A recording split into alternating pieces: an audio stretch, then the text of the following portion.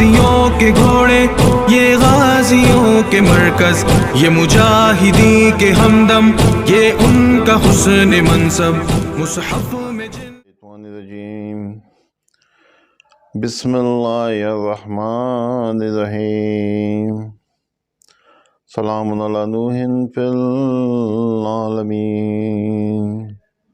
سلام علی نوح فی العالمین سلام علی نوح فی العالمین۔ السلام علیکم ورحمۃ اللہ وبرکاتہ۔ میرا جو آج کا موضوع ہے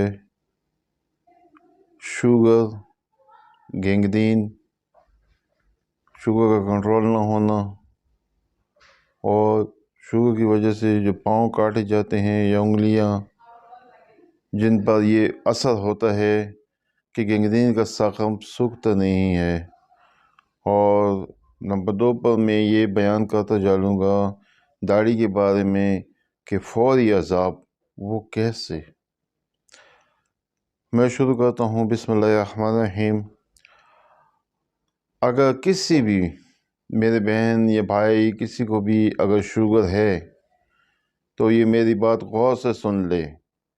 باوجود علاج کے جس بھائی یا بہن کا شوگر کنٹرول نہیں ہو رہا اور 500 سے اوپر جا رہا ہے تو اس کو چاہیے کہ وہ 101 مرتبہ سلام علی نوح فی العالمین، سلام علی نوح فی العالمین، سلام علی نوح فی العالمین 101 مرتبہ عشاء کی نماز کے بعد سونے سے پہلے پانی پر کف کرے، 1 جگ پانی پر کف کرے۔ اور شوگر کا بندہ جو ہوتا ہے وہ پانی زیادہ پیتا ہے، خاص کر رات کے وقت اس کو پیاس بہت زیادہ لگتی ہے، اس لیے کہ اس کے اندر ایک آگ لگی ہوتی ہے۔ شوگر اس وجہ سے ہوتا ہے کہ اس کی یہ جو لبلبا ہوتا ہے اس کی بریک فیل ہوتی ہے، وہ مسلسل شوگر بناتا ہے۔ ایسے ہوا کہ میں اس کے بارے میں یہ بتاتا چلوں، میری جو زوجہ تھی اس کو اللہ بخشے اسے شوگر تھی اور پاؤں کے نیچے گہرا زخم ہو گیا تھا۔ تو میں نے اس کو کہا کہ یار کیا آپ نے پاؤں کٹوانا ہے؟ کہتی نہیں۔ کہتی پھر میں کیا کروں؟ میں نے کہا دوائیوں کو چھوڑو، عشاء کی نماز کے بعد 101 مرتبہ سلام علی نوح فی العالمین آپ پڑھیں، پانی پر بھی کف کریں جگ پر اور تیل پر بھی کف کریں، اور رات کو سونے سے پہلے وہ پاؤں کی جو تلی ہے، پاؤں کے نیچے جہاں پر زخم تھا، گہرا زخم تھا، میں نے کہا اس پر آپ کیا یہ تیل لگائیں۔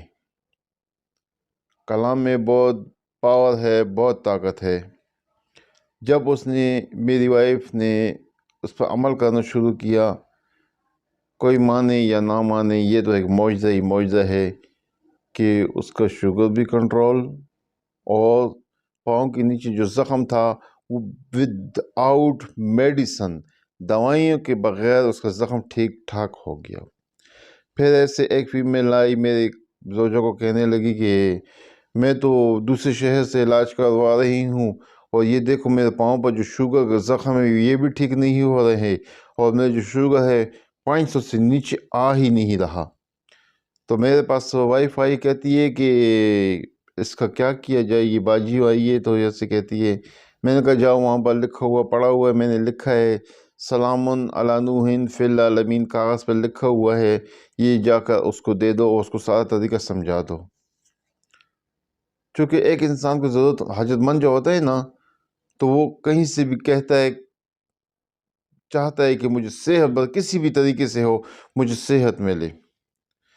اس فیمیل کو، اس باجی کو میرے گھر والی نے، زوجہ نے وہ کاغذ دیا اور سارا طریقہ سمجھا دیا۔ وہ کہتی تھی بہت بس دل برداشت تھی، نا امید سی تھی، کہتی کہ میں بس علاج کرا کرا کے تھک گئی ہوں لیکن شوگر میرا ہے کہ اس کا لیول نیچے آتا ہی نہیں ہے۔ 1 ہفتے کے بعد، ٹھیک 1 ہفتے کے بعد اس فیمیل نے فون کیا، بہت خوش تھی. اس نے کہا کہ میرا شوگر بھی کنٹرول ہو گیا ہے اس وظیفے سے، جو طریقہ آپ لوگوں نے بتایا تھا، اور اس سے میرے جو پاؤں کے زخم تھے وہ بھی ختم ہو گئے ہیں، میری تکلیف ختم ہو گئی ہے. تو اب یہ بتائیں کہ ہم ڈاکٹروں کے پاس جاتے ہیں، پیسے بھی لگاتے ہیں، پیسے بھی ہمارے پاس ہوتا ہے، وقت بھی ہوتا ہے، ذلیل بھی ہونا ہوتا ہے، لیکن ہم لوگوں کا کیا؟ ہم لوگوں کا جو ایمان ہے اس جگہ پر جا کر رکتا ہے کہ ڈاکٹر.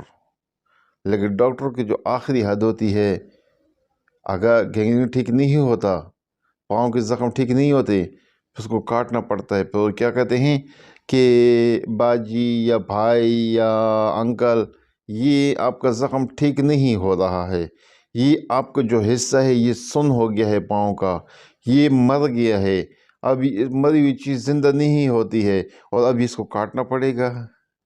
اگر اس کو نہیں کاٹا گیا تو یہ پاؤں کی تلی سے ہوتے ہوئے یہ زخم اوپر آ جائے گا، گھٹنے تک آ جائے گا، پھر اس سے بھی اوپر ران تک چلا جائے گا، پھر فل پاؤں کاٹنا پڑے گا. لہٰذا بہتر اسی میں ہے کہ یہ تھوڑے سی 1-2 انگلیاں ہیں یا 3 انگلیاں، اس کی قربانی دے دے، یہ کٹوا دے. تو وہ کہتے ہیں کہ مرتا کیا نہ کرتا، تو پھر بحالت مجبوری اجازت دینی پڑتی ہے کہ بھئی ابھی تو سر پر آن پڑی ہے تو اس کو کاٹ ہی دو تو اچھی بات ہے. جو بھائی یا بہن اس پر عمل کرے گا انشاءاللہ بفضل تعالی، بفضل رب العالمین وہ صحت پائے گا. یہ میری گارنٹی بھی ہے اور چیلنج بھی ہے.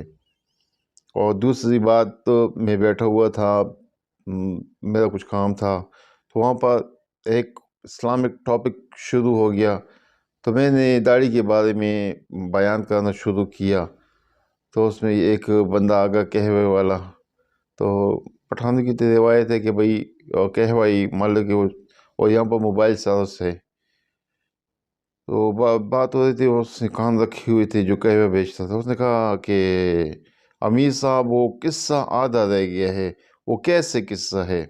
تو میں اس نے تمام قصہ سنا دیا کہ نبی علیہ السلام کی حدیث ہے کہ جو بھی مرد بغیر داڑھی کی مر گیا تو اللہ تعالیٰ اس کی قبر میں کالے بچھو پا دے گا. کہتے اچھا، اوہو، داڑھی تو میری بھی نہیں ہے اور نہ ہی میری مونچھیں ہیں. چلو مونچھ کی تو کوئی بات نہیں ہے، لیکن داڑھی کا بہت زیادہ وہ ہے. پھر وہ کہنے لگا کہ اس نے ایک قصہ سنا ہے داڑھی پر، کہنے لگا کہ اللہ تعالیٰ معاف فرمائے، میں خود بھی داڑھی مطلب کہ حجامت کرواتا ہوں. ایک بندہ تھا، اس کے کیا مطلب کہ ایسے صبح 8 9 یا 10 بجے کے وقت اس نے کہ داڑھی شیو کی، بالکل شیو کیے، بالکل صاف کیے، اور دوپہر کے بعد اس کی ڈیتھ ہو گئی ہے.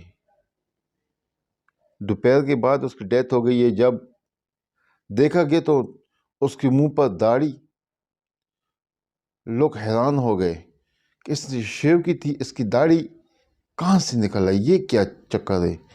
جب قریب جا کر دیکھا تو بالوں کی جگہ جو بال جو ہوتے ہیں نا داڑھی کے، چھوٹے چھوٹے باریک، وہ باریک بالوں کی بجائے باریک کیا سانپ اللہ تعالیٰ نے ایک بال کی جگہ، فی بال کی جگہ جو مسام تھا اس میں اللہ تعالیٰ نے ان اللہ علی کل شیء قدیر سریع الحساب شدید العقاب، وہاں پر کیا سانپ نکلے ہوئے تھے. جو لوگ نماز نہیں پڑھتے ہیں وہ تو ایک الگ بات ہے، اور جو لوگ نماز پڑھتے ہیں وہ بھی ایک الگ بات ہے. اچھا، جو لوگ نماز بھی نہیں پڑھتے ہیں اور داڑھی بھی نہیں ہے تو ڈبل عذاب ہے. اور جو لوگ داڑھی نماز پڑھتے ہیں لیکن داڑھی نہیں رکھتے ہیں، نماز کے سوال جواب سے اس کو تو نجات مل گئی، لیکن جب تک اس کے چہرے پر داڑھی نہیں آئی ہے، پل پل کا گناہ اللہ پاک فرشتوں کو حکم دیتا ہے کہ اس کے ایک ایک پل کا گناہ لکھو. اللہ رحم فرمائے، اللہ بہت غفور رحیم میں بہت وعدہ لا شریک ہے. شکر کہ اس حال میں اللہ پاک نے مجھے موت نہیں دی. میں کسی کو کیا کہوں گا؟ میں کہتا ہوں کہ اللہ تعالیٰ نے مجھ پر بہت بڑا کرم کیا ہے کہ بغیر داڑھی کے نہیں مارا. ایسے موقع آئے بھی ہیں لیکن اللہ تعالیٰ نے بچایا ہے۔ اس میں اللہ پاک کا کیا راز ہے؟ اس میں اللہ تعالیٰ کی کون سی دوستی پوشیدہ ہے؟ اس میں اللہ پاک مجھ سے کیا کام لینا چاہتا ہے کہ بغیر داڑھی کے اللہ تعالیٰ نے نہیں مارا؟ الحمدللہ رب العالمین ثم الحمدللہ ثم الحمدللہ کہ بغیر داڑھی نے اللہ تعالیٰ نے موت نہیں دی ہے۔ اور پھر وہ نماز نہیں ہے جو کسی کو گناہ سے نہ روکے ہے۔ وہ نماز نہیں ہے جو کسی کو گناہ سے نہ روکے۔ کیا ہے؟ آج کل ایسے لوگ بھی ہیں داڑھی رکھ کر غلط کام کرتے ہیں، پھر کہتے ہیں کہ اس کے چہرے پر تو نور بھی نہیں ہے۔ فرق صاحب ظاہر ہے، پتہ لگتا ہے کہ اس نے داڑھی رکھی ہوئی، اس کے چہرے پر نور ہے، اور اس نے داڑھی رکھی ہوئی، اس کے چہرے پر پھٹکار ہے۔